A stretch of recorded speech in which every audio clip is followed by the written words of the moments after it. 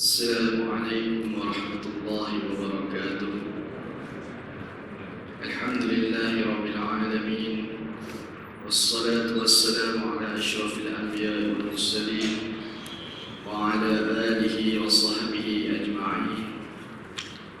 سبحانك لا علم لنا إلا ما علمتنا إنك أنت العليم الحكيم. رب اشرح لي صدري ويسر لي أمري واحلل عقدة من لساني يفقهوا قولي. ولا حول ولا قوة إلا بالله العلي العظيم. ولا حول ولا قوة إلا بالله العلي العظيم. ولا حول ولا قوة إلا بالله العلي العظيم. أما بعد. Alhamdulillah, syukur kepada Allah Subhanahu wa taala dengan limpah dan kurnia-Nya dapat kita sama-sama pada pagi ini duduk dalam majlis ilmu yang mana majlis Allah menjanjikan kebaikan buat sesiapa yang duduk di dalam majlis ilmu, insya-Allah. Pada satu ketika sedang Rasulullah SAW duduk bersama dengan para sahabat. Lalu ada sahabat yang bertanya kepada Nabi SAW.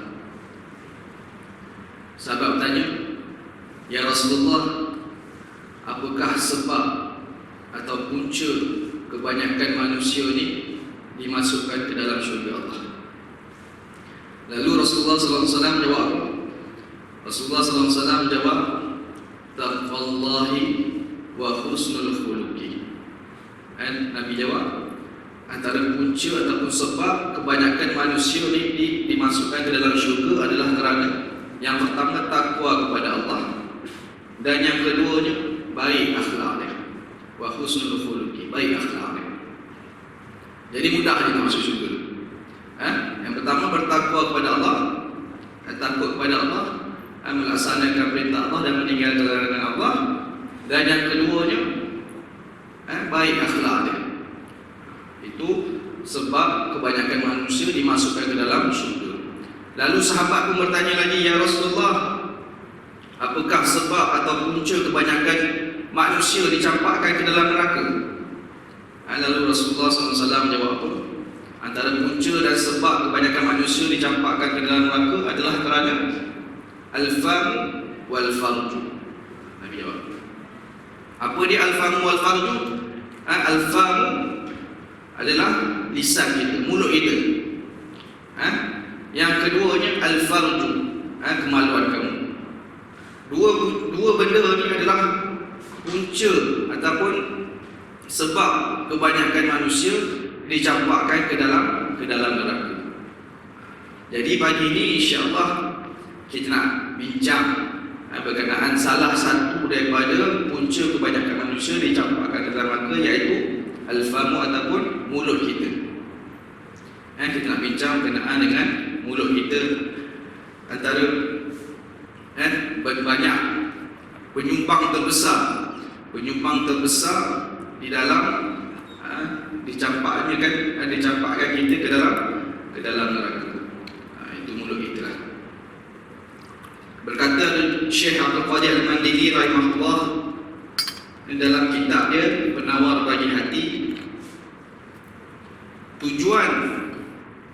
tujuan Allah menjadikan lidah kita ni terbahagi kepada dua. Yang pertamanya, tujuan ataupun kebaikan dijadikan lidah pada bangsa dunia. Apa dia tujuan? Kegunaan untuk kita di kebaikan untuk kita gunakan lidah kita di dunia, kata Syekh. Yang pertamanya ialah untuk kita mencari harta ataupun mencari rezeki dengan melakukan akad. Melakukan akad seperti akad jual beli, akad sewa dan lain-lain lagi yang bersangkutan dengan akad. Itu tujuan dijadikan lidah ni pada bangsa dunia, kebaikan di dunia. Adapun pada bangsa akhirat, kebaikannya di akhirat ialah yang pertamanya untuk kita membaca Al-Quran dan hadis Nabi SAW. Yang keduanya untuk kita membaca zikir. Yang ketiganya untuk kita membaca tulisan yang memberi manfaat. Tulisan yang memberi manfaat ni kita bacalah buku-buku ilmiah, bukan novel-novel cinta. Sebab apa? Bila banyak baca novel-novel cinta ni akan membuat hati kita jadi gelap. Sama macam kita banyak tengok drama. Kita ni mudah terpengaruh dengan drama-drama. Jadi terbawa-bawa ke dalam kehidupan kita. Yang seterusnya, mengajar ilmu yang memberi manfaat kepada orang yang boleh mengajar tu. Dia mengajar apa-apa sahaja ilmu, tak kisahlah ilmu agama ke, ilmu akademik ke, tapi yang paling utamanya ilmu fardu ain itulah. Dan yang seterusnya, menyuruh kepada yang ma'ruf dan mencegah daripada yang munkar.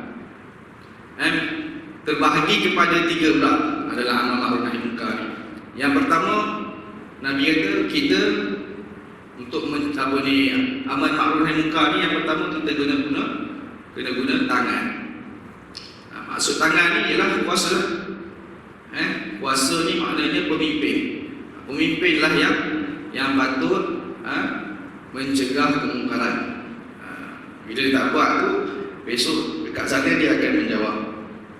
Yang keduanya, menggunakan mulut kita. Mulut kita dengan cara kita menegur. Kita menegur orang. Kalau kita nampak orang tu duduk berdua-duaan, kita tahu belum kahwin, kita tegur dia. Ataupun mengajak kepada kebaikan. Contoh macam jemaah tabligh buat, pergi ke rumah-rumah, ajak pergi ke masjid untuk berjemaah. Yang seterusnya, menggunakan hati. Nabi kata itulah selemah-lemah iman. Dia mencegah kemungkaran menggunakan hati dia. Dia benci perbuatan tersebut, benci perbuatan maksiat yang dinampak tu. Dan seterusnya, memberi nasihat kepada orang Islam. Bila orang meminta kita nasihat, kita bagi nasihat. Yang seterusnya, menunaikan hajat orang Islam. Apa dia menunaikan hajat orang Islam ni? Contohnya orang minta kita jadi wakil.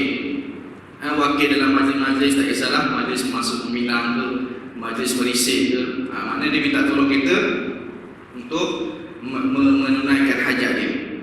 Dan yang seterusnya, menyatukan kembali hubungan antara manusia yang bertelagah ataupun berkelahi.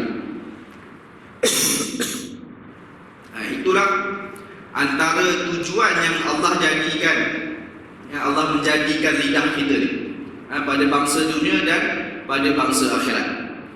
Jadi cara untuk kita mensyukuri nikmat Allah bagi kita lidah ni ialah dengan menjaga lidah kita daripada sesuatu yang bukan daripada tujuan lidah itu dijadikan. Macam kita sebut tadi lah, pada bangsa dunia dan akhirat tu.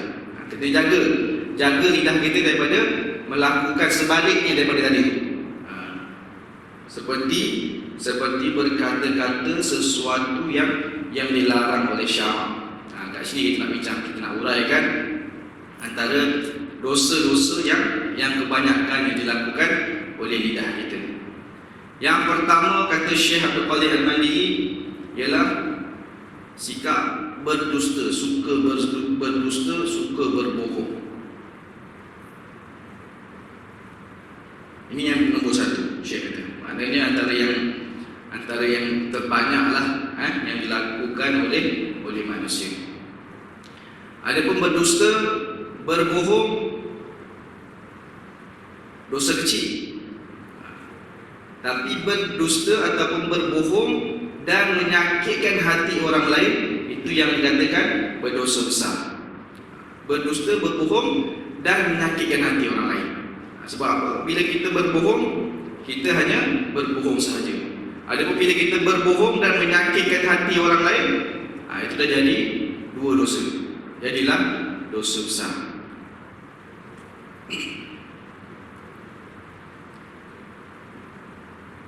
Adapun jika kita tahu berbohong itu berdosa, tapi kita sengaja melakukan dia, sengaja melakukan kita cakap bohong tu, itulah antara dosa-dosa. Seperti mana Allah kata, "Fanaj'al la'natallahi 'alal kadhibin."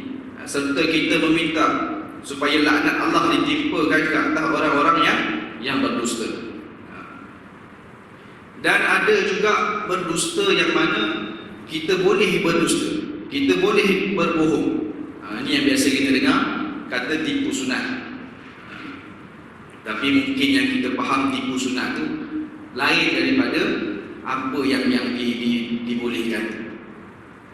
Kata Syekh, berbohong yang dibolehkan ialah ketika kita perlu, kita berhajat, kita perlu sangat-sangat untuk kita berbohong. Contohnya dalam peperangan, katakan dalam peperangan ni kita ada strategi, kita kena susun strategi. Jadi kemungkinan besar ada penipuan dalam strategi itu. Kita nak menipu pihak musuh, jadi dibolehkan. Kalau kata kita tak menipu, kita akan kalah teruk. Jadi dibenarkan untuk kita menipu dalam peperangan. Ataupun kita menipu ketika mana? Ketika kita nak mendamaikan orang yang bertelagah, orang yang berkelahi. Contohnya A dengan B bergaduh, pemasang muka tak bertegur. Jadi kita sebagai orang tengah, kita cuba mendamaikan. Contohnya kita pergi jumpa si A, kita jumpa A, kita kata B nak berdamai, B nak minta maaf, sedangkan B tak kata itu. Lepas tu kita jumpa pula B, kita kata A ni nak minta maaf, A ni nak berdamai, walaupun A tak kata macam tu. Jadi kita berbohong untuk mendamaikan kedua orang yang bertelagah. Seperti mana Nabi SAW bersabda, laisal kadzdzabul ladzi yuslihu bainan nas fayaqulu khairan aw yunmi khairan. Bukanlah pendusta orang yang mendamaikan antara manusia yang berkelahi kemudian dia melebih-lebihkan kebaikan atau berkata baik. Nabi sebut bukanlah pendusta orang yang cuba mendamaikan orang yang berkelahi. Dia berbohong dalam cuba nak mendamaikan tu. Itu dibolehkan. Ataupun kalau kata ada orang yang kahwin lebih daripada satu. Ada tak jemaah ni kahwin lebih daripada satu? Ada kot. Bila kita kahwin lebih daripada satu, contohnya isteri pertama tanya, abang sayang yang nombor satu, abang sayang saya lebih ke abang sayang yang nombor dua lebih? Kita dalam hati kita mesti yang sayang yang nombor dua lebih, baru kan. Jadi nak jaga hati punya pasal, kita berbohong. Saya sayang awak lebih, sedangkan dalam hati kita sayang nombor dua lebih. Itu dibenarkan untuk kita berbohong. Ada part-part tertentu saja. Adapun selain daripada itu, haram kita berbohong. Dan yang kedua, kebiasaan lidah kita, apa dia? Mengumpat.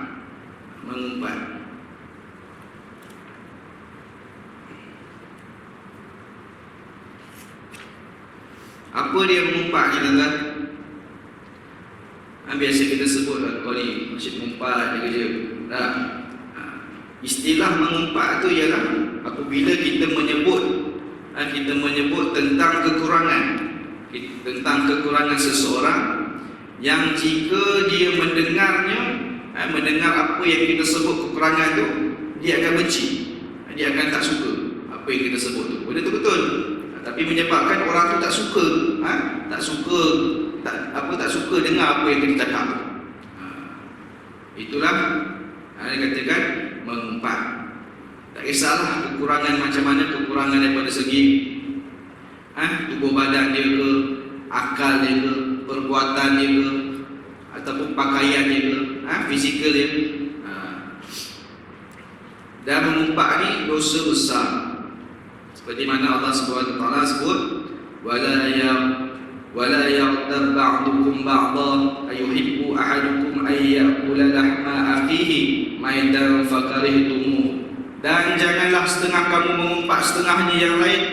Adakah kamu suka makan daging saudaranya yang telah meninggal dunia, maka sudah tentu kamu jijik kepadanya. Allah menyamakan mengumpat ni ibarat kita makan daging saudara kita sendiri.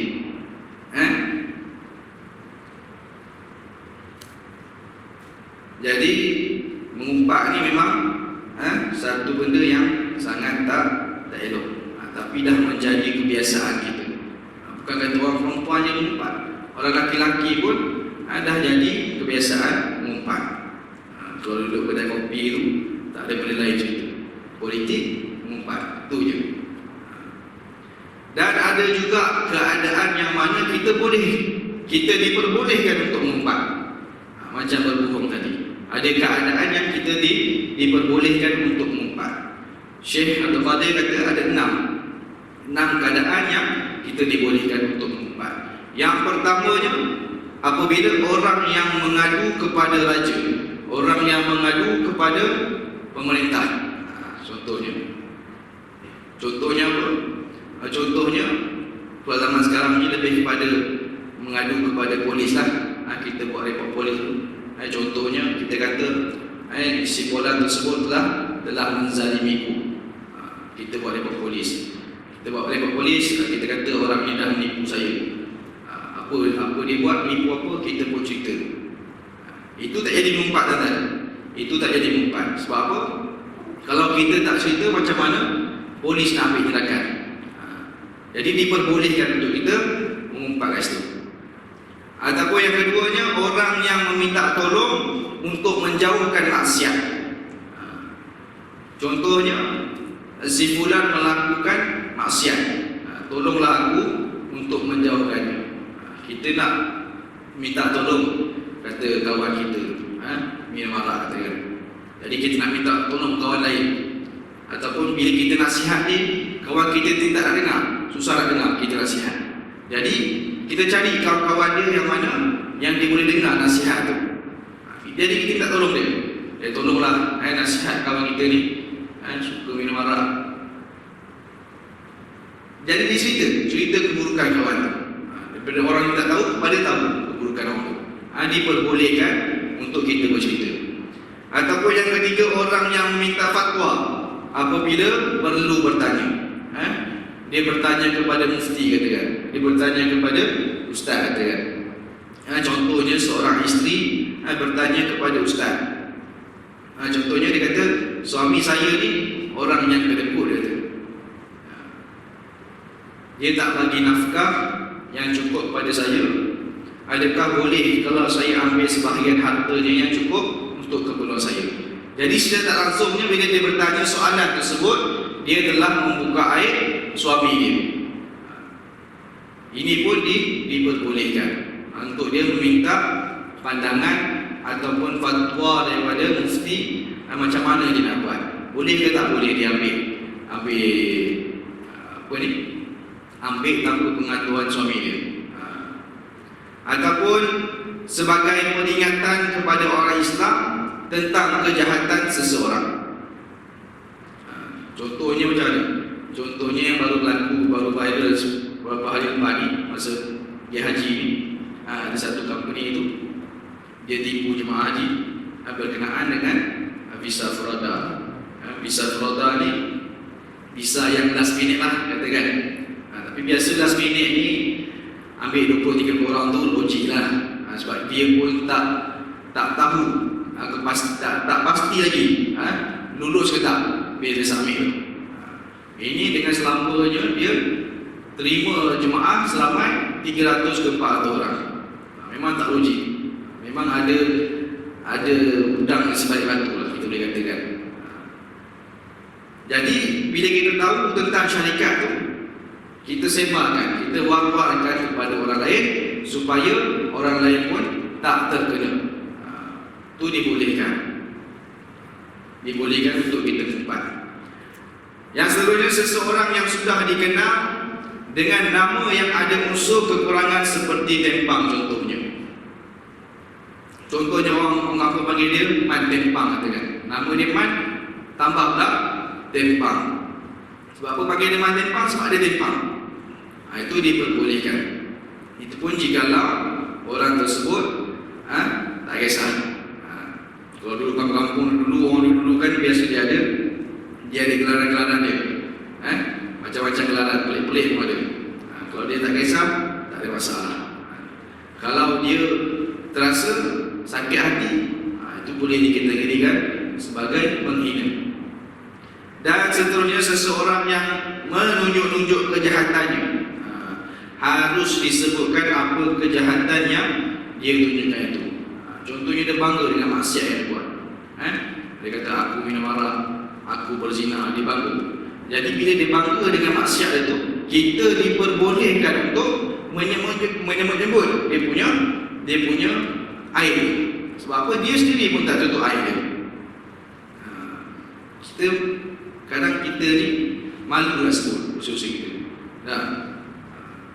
Cuma Allah je tutup aib dia. Tapi ini dia sendiri yang buka dia punya aib dia. Itu adalah 6 perkara ataupun 6 keadaan yang mana kita diperbolehkan untuk mengumpat. Yang seterusnya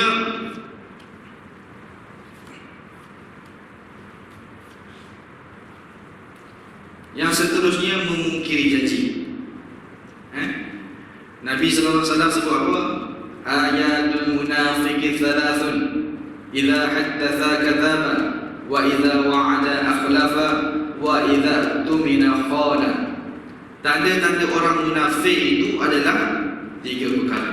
Yang pertamanya, apabila bercakap dia berbohong, apabila berjanji dia memungkiri, dan apabila diberikan amanah dia mengkhianatinya.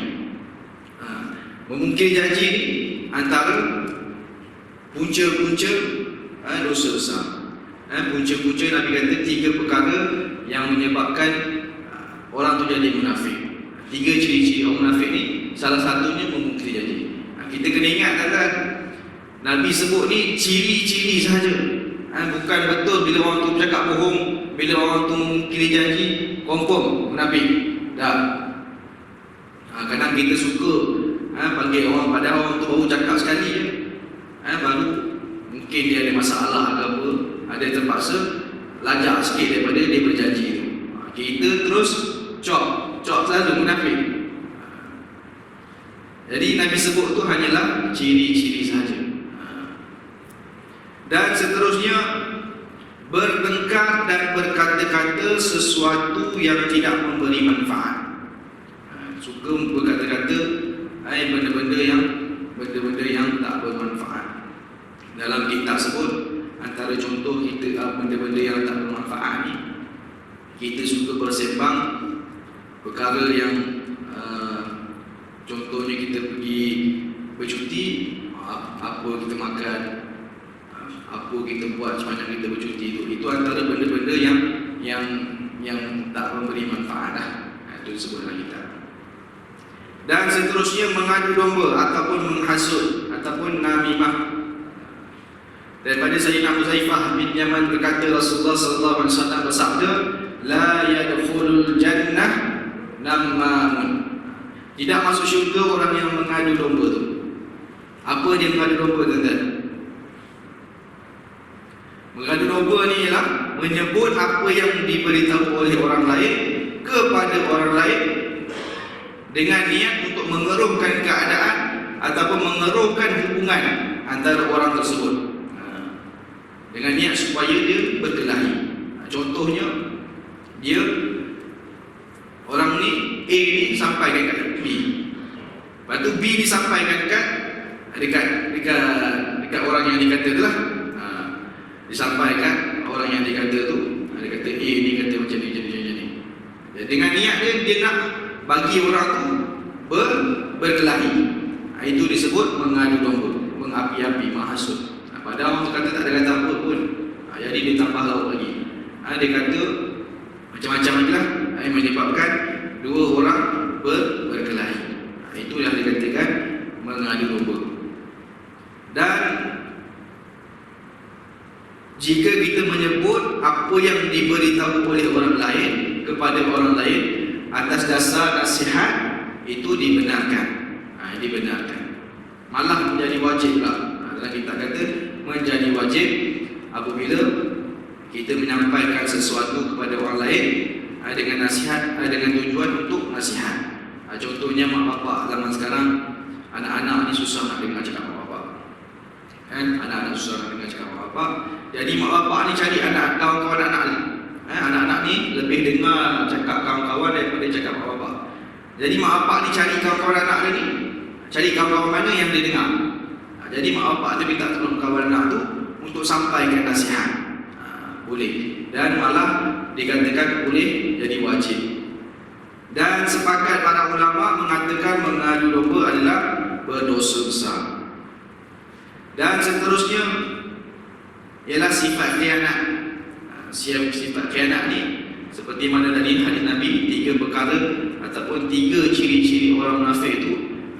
Bila bercakap dia berbohong, bila berjanji dia mungkiri, bila diberi amanah dia khianat.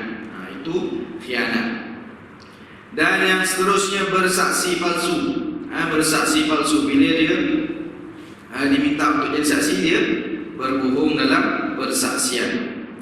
Dan seterusnya berita bohong. Berita bohong. Kita zaman sekarang ni kita suka copy paste, suka share benda-benda yang kita sendiri pun tak pasti kesahihan dia. Ini tergolong dalam dosa-dosa yang dilakukan oleh lidah kita. Yang seterusnya memaki orang atau mencaci keburukan orang di hadapannya sendiri. Kita suka maki orang, kita suka mencaci orang, kita suka menghina orang depan orang itu sendiri.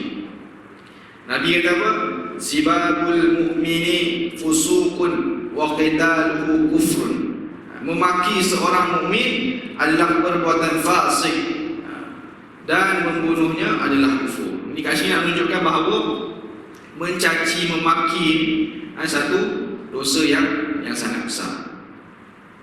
Dan seterusnya mengejek-ejek seorang muslim, merendah-rendahkan pekertinya serta mentertawakannya dengan tujuan untuk menghina dia. Dia ejek-ejek orang untuk menghina. Contohnya kita tengok dalam sekarang ni adalah rancangan TV, kalau cerita-cerita lawak tu, kebanyakan lawak-lawak yang dia buat tu lebih kepada menghina-hina, menghina fizikal orang. Contohnya saya tengok tu, telinga orang tu besar, telinga besar.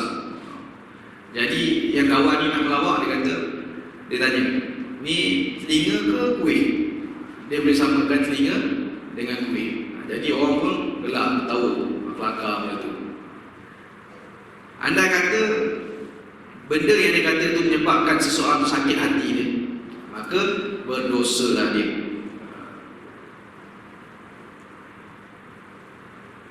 Ataupun ada satu kat tempat saya tu, ada Tok Siak tu, dia orang baiklah. Ada sekali tu dia nak jemput saya kuliah. Ada kawan tu tolong rekomenkan.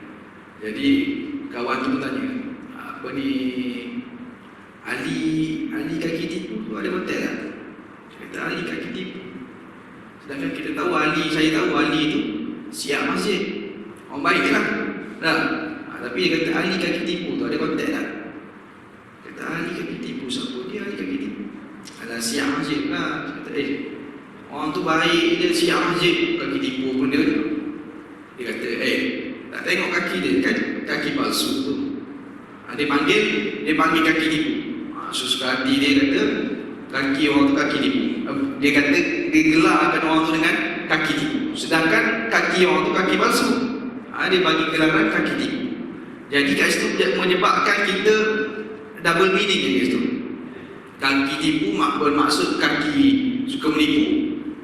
Tapi yang dia kata tu sebab kaki orang tu kaki palsu, dia panggil kaki tipu. Kita terkejut lah, kaki tipu takkan tu siap kaki tipu.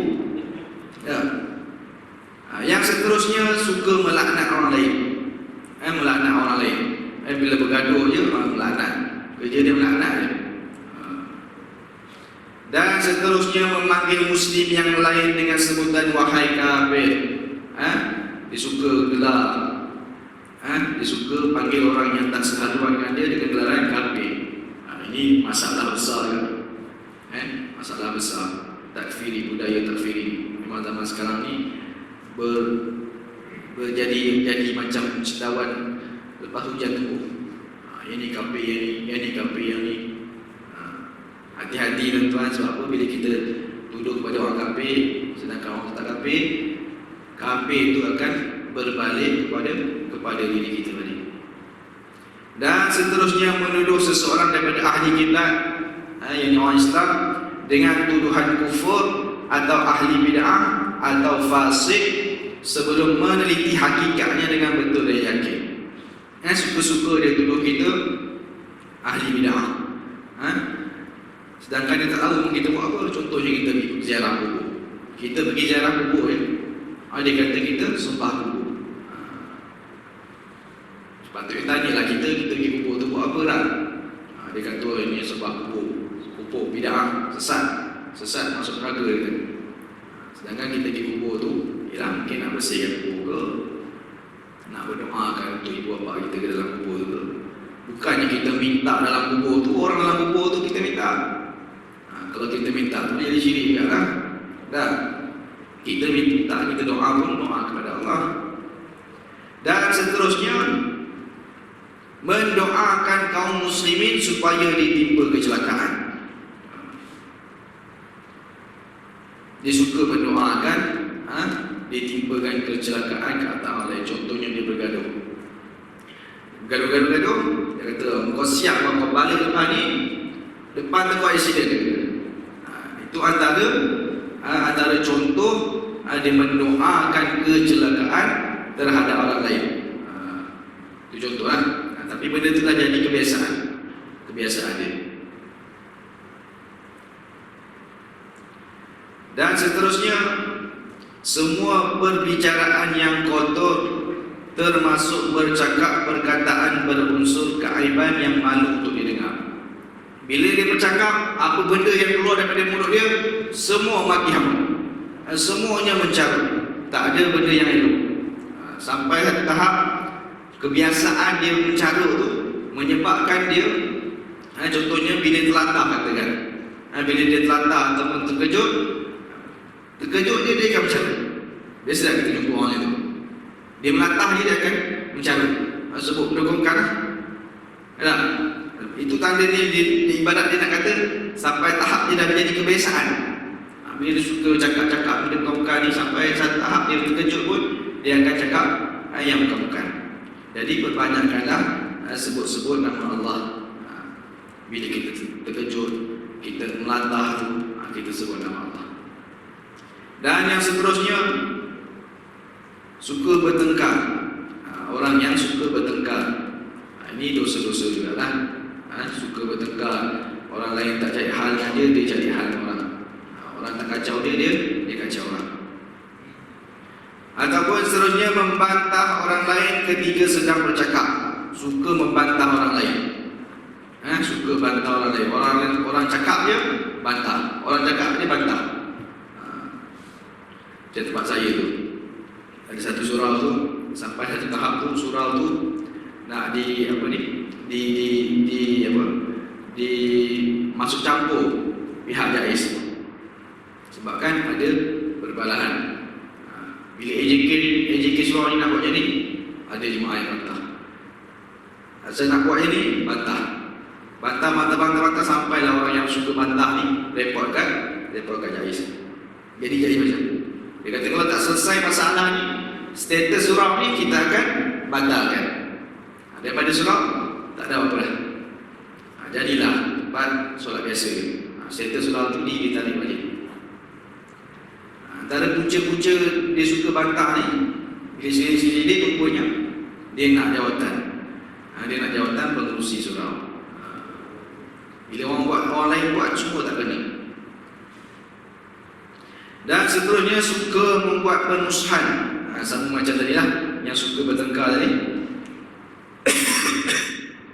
Dia suka cari pasal dengan orang.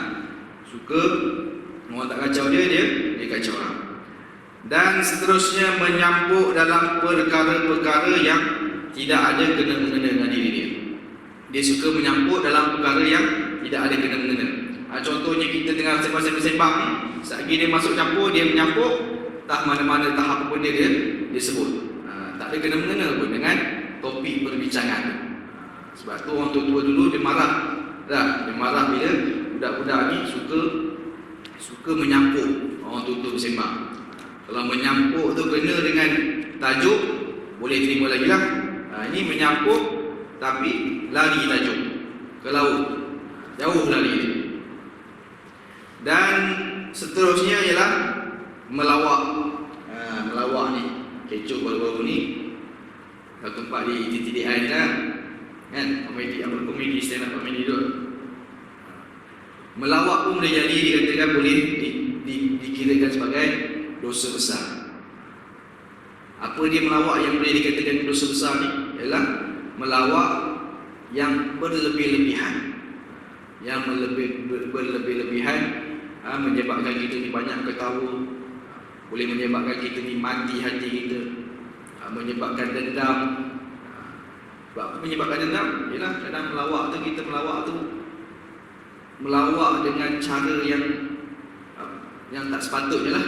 Melawak usik agama orang tu, usik bangsa orang ni, usik fizikal orang tu, akan buat orang yang digunakan sebagai bahan lawak tu jadi dendam.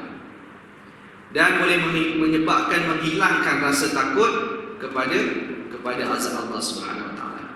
Seperti mana Nabi sallallahu alaihi wasallam sebut, la tumari akhaka wa la tumazihu.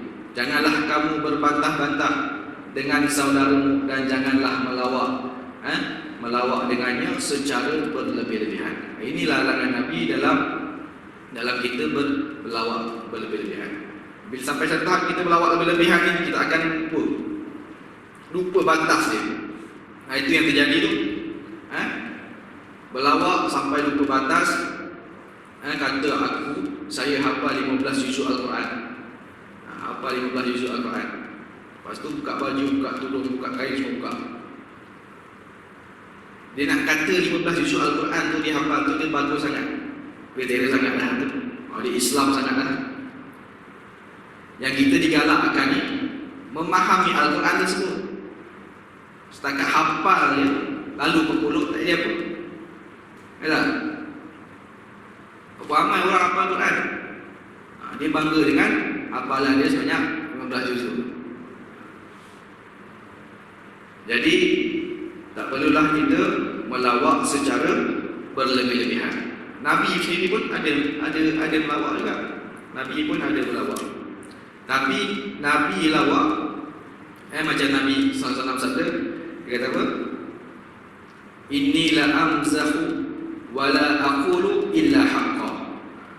Sesungguhnya aku juga bergurau, aku juga melawak. Tapi apabila aku melawak ni, aku tidak mengatakan dalam gurauan itu melainkan perkara yang benar.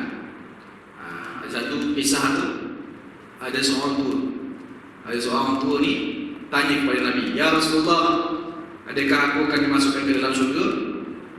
Nabi kata tak, dalam syurga tak ada orang tua tak masuk syurga. Nabi kata itu Nabi melawak tu. Tapi Nabi melawak dengan benda yang betul.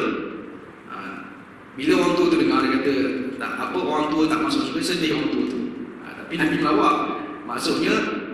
Maksud bukan dia kata orang tua tak masuk dalam syurga dah. Maksudnya bila kita dimasukkan ke dalam syurga tu, bukan dalam keadaan kita tu.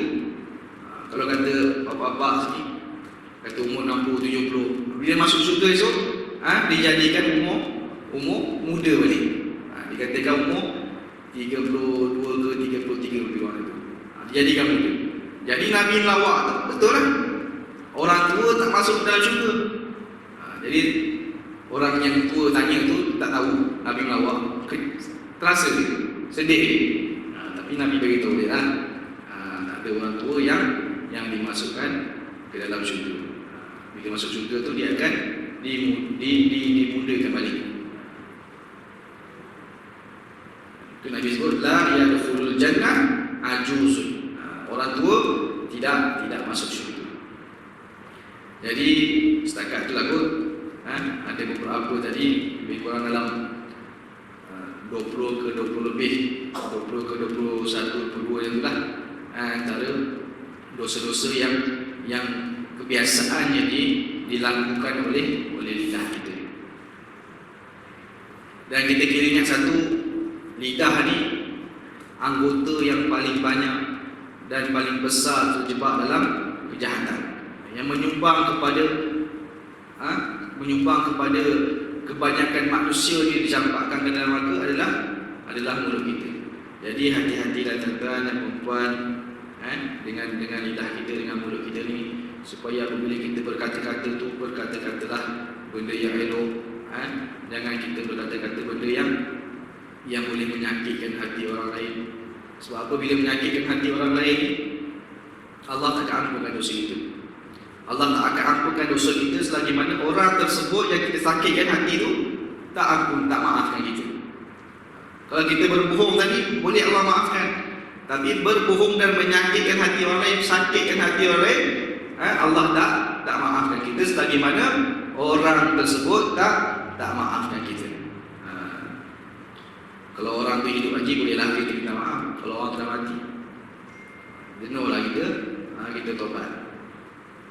Menyesal pun dah tak guna dah. Taubatlah sungguh. Akhir kalam, nak penutup ni, saya ingat pesan Rasulullah SAW kepada Muaz bin Jabal.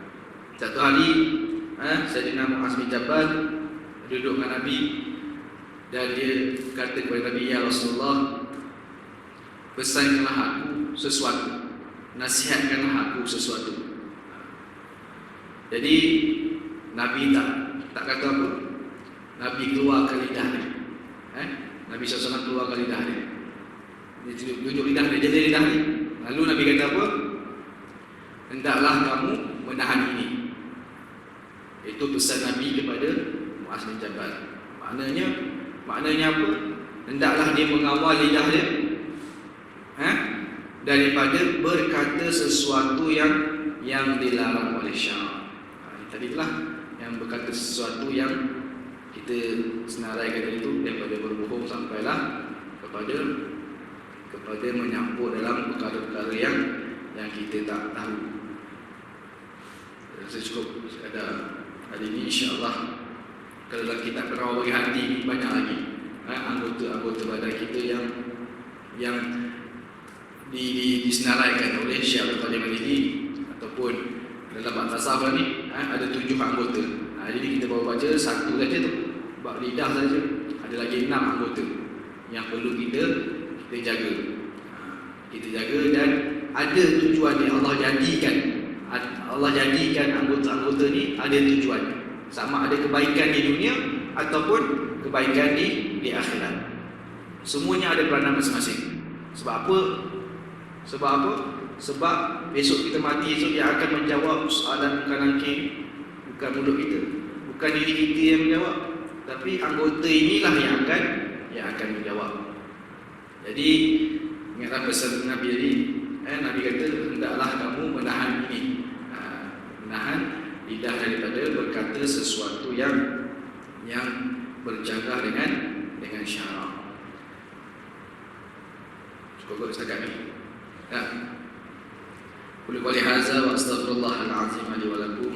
Assalamualaikum warahmatullahi wabarakatuh. A'udzubillahi minasyaitonir rajim. Bismillahirrahmanirrahim. Alhamdulillahirabbil alamin. Wassalatu wassalamu ala asyrafil anbiya'i wal mursalin wa ala alihi wa sahbihi ajma'in. Allahumma inna nas'aluka salamatan fid din wa 'afiyatan fil jasad wa ziyadatan 'ilmin wa barakatan fil rizq wa tawbatan qabla al-maut wa rahmatan 'inda al-maut wa maghfiratan ba'da al-maut. Rabbana atina fid dunya hasanatan wa fil akhirati hasanatan wa qina adzabannar. Sallallahu alaihi wasallam wa ala alihi wa sahbihi wa sallam. Walhamdulillahi rabbil alamin.